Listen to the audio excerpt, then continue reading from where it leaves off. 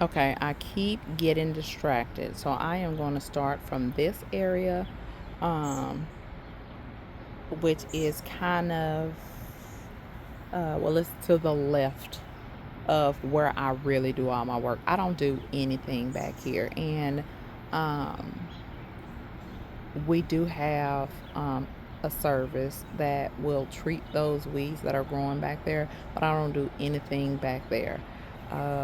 Under the porch, the only thing I did was add rubber mulch because I wanted to have a little bit of interest during my videos, and then I was gonna put sedum, stone crop, um, and some more succulents under there. But nature is like, I am nature, and some random plants are growing under there. And by random, I don't know if I threw seeds in there, but I don't need anything that is heavy rooted in there. Because services are down there, I don't want to have, well, I can't dig it up. One of those things, you have to be very careful. Call because there are services um, under there. So rubber mulch, and then um, my monsteras from indoors. And I did clip or separate monstera so I can have several monstera plants, and I'm hoping they thrive. I have noticed if you go ahead and put the monstera in a shaded area, or create some kind of shade for the monstera and bury her directly in soil, she'll give off way more roots. Aerial roots will form a lot faster, and then you get more foliage from her. So if you put her outside, go ahead and put her do a direct sow. She's a, well, to, in my experience, I should say, she's been really healthy doing direct sow. Let's see here. Oh, I forget what that plant is, but it got leggy. And I was like, "Ooh, I'm gonna bring you outside, and I'm gonna find her a direct sow place." But nothing has created enough shade. Well, I say nothing. In the area that I can plant her in, because she will come in indoors. Because she won't survive the winter.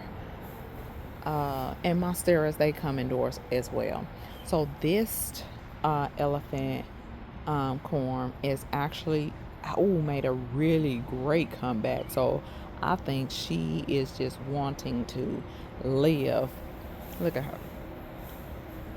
Excuse me for a second. Oh, I thought I had the cough. So she really wants to live. So she was doing this little spin move with her foliage, and I just cut it. I cut it back, and one of them, I left one so I could see it. You see that little coil? Elephant corms don't do that. So if you see an elephant corm that has done that, there's some toxicity that, like, something happened to that plant, and you wanna. Well, I treat with coffee, Epsom salt, and water. So it's kind of like my medicine for my plants. So if I know they're struggling, or if I want them to be or have better soil, I go ahead and add Epsom salt, and I just sprinkle it on top and water it in pretty good, and then coffee once a month. And both of them are once a month. And then they seem to come back. So I'm not telling you to do that because it is not,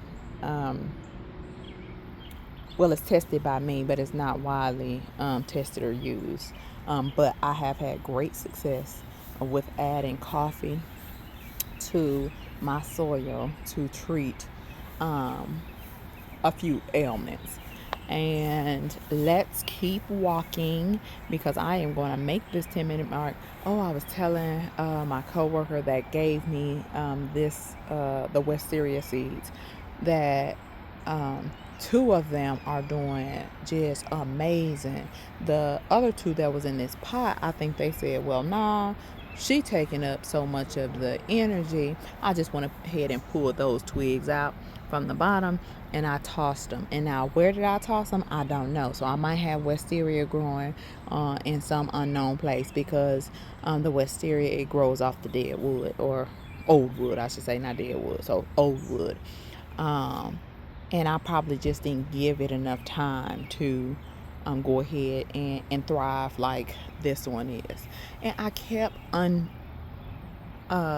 uncoiling this plant, and the next day she would coil herself back up. So I was like, okay, I'm gonna just let you climb the porch, that's fine. I was just thinking we might stain the porch, and I didn't want her to get um, um, I didn't want to have to chop her back or un- untwirl her from whatever, because she wants to go wherever she wants to go when she's going.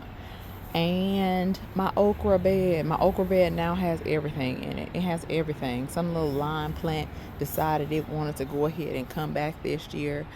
Dusty Miller, I was gonna try to root it outdoors, but not having great success. It looks like one kind of dried out. Another monstera plant, I don't know what has seed has fallen in there, but that's not a part of monstera there. I don't know what that is. I'm gonna call it a weed right now. Um, Another little baby elephant ear corn. So I was finding elephant corns on the back parameter, where I dug up quite a few elephant corns, because I knew the city was, or I was hoping, let's say this, I was hoping the city was gonna come out and fix what they did over 40 years ago. That's what I was hoping. But they don't actually come into the backyards anymore. So all of the work that they did was on the parameter. So I want to say 3.5 feet uh, to the street. So they went ahead and took care of that. And so far, I have had damp backyard, but nothing has come into the garage, which is a plus, plus, plus. Okay, so I'm still panning, and look how thick um, those cana leaves are wider this year. I think they're growing wider, and I like it. I like it. I do separate them um, whenever I want to thin out the garden bed. So I do separate them and give them away. And I've even separated them while before flowering. So, but some people might tell you to just do it, when you chopping back, in the winter, um, and just give the husk. But this plant, it fills out a pot in no time. So I think it's okay to, have a little foliage on it, and go ahead and either pot it with some other pretty plants that have some vibrant colors, or just pot it alone. But I like green. I like green, and a lot of my gardener buddies, they like flowers, and I'm a little bit opposite. If I get a flower and hummingbirds like that flower, I'm in love with that flower. But if I have green foliage, I'm just as elated. But I really, really, really wanted the hummingbirds to come back, and I call them my hummingbirds, and it's only two that actually come in my yard.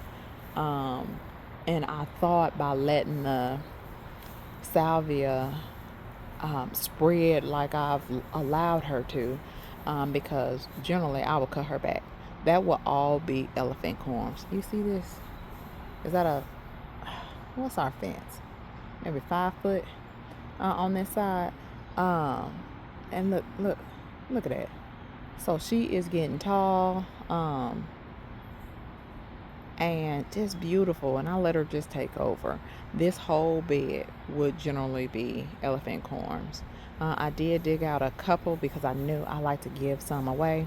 Um, but I put them back at the start of the spring, and they did not do well.